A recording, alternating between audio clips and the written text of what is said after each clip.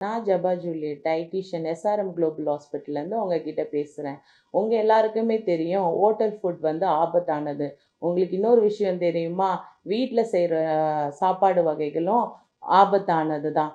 என்ன சொல்கிறீங்க? வீட்டில் செய்கிறதும் ஆபத்தானதா? ஆமாம், டாக்டர்ஸ் எல்லாருமே சொல்கிறாங்க, நீங்கள் வந்து ஹோட்டலில் சாப்பிட்டா ஆயில் அதிகமாக இருக்கும், சால்ட் அதிகமாக இருக்கும், சுகர் அதிகமாக இருக்கும். சரி, அதனால தான் அதே ரெசிப்பியை நாங்கள் வீட்டில் செஞ்சு சாப்பிட்றோம். அதையும் நீங்கள் ஆபத்தானதுன்னு சொன்னால் எப்படி?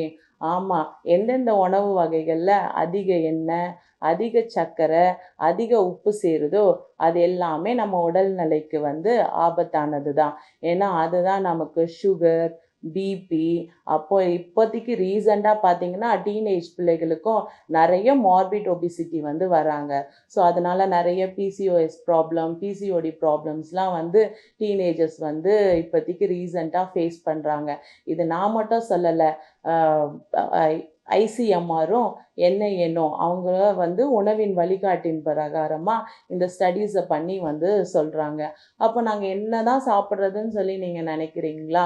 நீங்கள் சாப்பிட வேண்டிய உணவுகள் எல்லாம் அதிகமான வேக வச்சது, அது மட்டும் இல்லாமல் பச்சை காய்கறிகள், பழங்கள், முளைக்கட்டின பயிறு, இது எல்லாம் தான் வந்து உடலுக்கு நல்லது.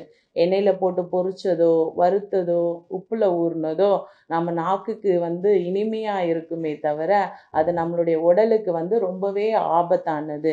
நீங்கள்லாம் நான் வந்து நினைக்கலாம், நான்ஸ்டிக் தவாவில் செஞ்சால் ஆயில் கம்மி, அது ஹெல்த்தி அப்படின்னு சொல்லிட்டு. பட் ஆனால் அதில் இருக்க கெமிக்கல்ஸும் உங்களுடைய உடலுக்கு நிறைய ஆபத்துக்களை வந்து கொண்டு வருது. நாங்கள் ஹாஸ்பிட்டல்லையும் நிறைய பேஷண்ட்ஸை வந்து பார்க்குறோம்.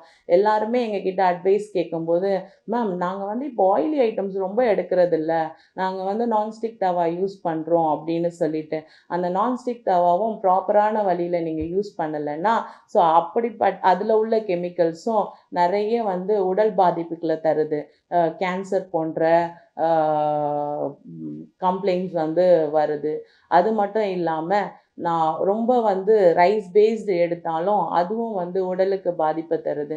அப்போ நாங்கள் என்ன தான் சாப்பிட்றது, எப்படி தான் சாப்பிட்றது அப்படின்னா, ஐசிஎம்ஆரும் என்ஐஎன்னும் என்ன சொல்கிறாங்கன்னா, மண்பானைகளில் சமைச்சு சாப்பிடுங்கன்னு சொல்கிறாங்க.